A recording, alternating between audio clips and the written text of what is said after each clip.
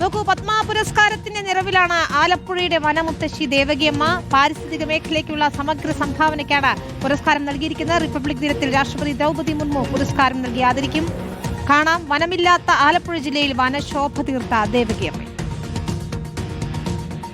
പടിഞ്ഞാറൻ ഉപ്പുകാറ്റും ചുരിമണലും ആലപ്പുഴയിൽ വനം വളരില്ലെന്ന് പറഞ്ഞവർക്ക് മുന്നിൽ ഇത്തരത്തിലൊരു ചെറിയ വനം തീർത്ത് വനശോഭ തീർത്ത 92-കാരിയാണ് ദേവകിയമ്മ. എന്തായാലും രാജ്യത്തെ തന്നെ ഏറ്റവും വലിയ ബഹുമതികളൊന്നായ പത്മശ്രീ പുരസ്കാരം ഇപ്പോൾ ദേവകിയമ്മയെ തേടിയിരിക്കുകയാണ്. നമുക്കിപ്പം ദേവകിയമ്മ ഉണ്ട്.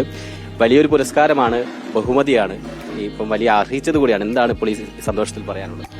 അതെനിക്ക് ഈ 92-ാം വയസ്സിൽ ഇങ്ങനെ ഒരു പുരസ്കാരം കിട്ടുക എന്ന് പറയുന്നത് ഏറ്റവും സന്തോഷമുള്ള ഒരു കാര്യമാണ്. അതും പ്രത്യേകിച്ച് ഞാൻ എൻ്റെ സ്ഥലത്ത് തന്നെ വെച്ച് പിടിപ്പിച്ച് വളർത്തി, കൈനനച്ച് വളർത്തി, അതിൻ്റെ ആ പേരിലാണ് എനിക്കിത് കിട്ടിയിരിക്കുന്നത്. അപ്പോൾ അത് ഇരട്ടി മത്സരമാണ്. അല്ല, 92-ാം വയസ്സിലാണ് ഈ വലിയൊരു ബഹുമതി. ഇത്രയും കാലം ഈ വനഭൂമി വളർത്താനൊക്കെ ഒരുപാട് പ്രയാസപ്പെട്ടതാണ്. ആ കഷ്ടപ്പാടിനെ കുറിച്ചൊക്കെ ഒന്ന് പറയും.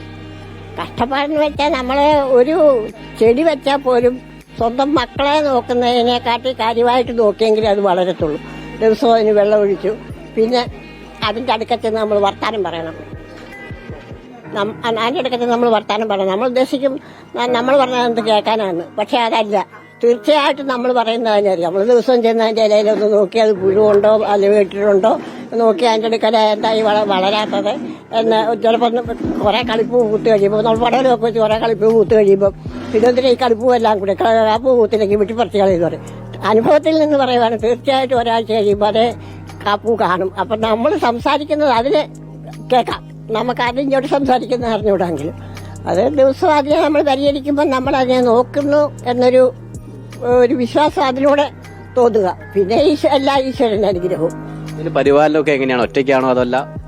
എല്ലാവരും പരിപാലിക്കും. മക്കളും കൊച്ചുമക്കളും പേരക്കിടാങ്ങളും പിന്നെ ഒരു ജോലിക്കാരനും ഉണ്ട്. 3 തലമുറ അതിലേക്ക് എത്തിയിരിക്കുന്നു. 3 തലമുറയ്ക്കും പ്രചോദനമാണ് ഇത്തരം വലിയ വനം. അതുകൊണ്ട് തന്നെ ഇവരും ഇനിയും തുടരുമെന്നുള്ളതാണ് പറയുന്നത്. എന്തായാലും വലിയ ബഹുമതിയാണ്, അംഗീകാരമാണ്.